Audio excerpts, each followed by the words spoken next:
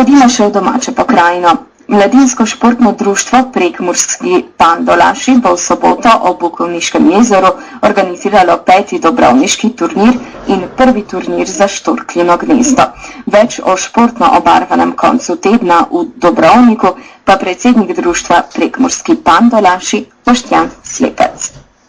Športna sobota v Dobrovniku, mislim, da bo kar živahna. Ob 10. uri bo otvoritev turnirja. Pridejo tudi naši gosti z Primorske, kajti to je prvi turnir v Pomurju, ki se šteje tudi za državno ligo igre Pandolo. Je pa tudi naš 5. dobrovniški turnir in prvi turnir za Štorkljino gnezdo. Tako da se štejejo točke tako za Pomursko ligo kot točke za državno ligo igre Pandolo.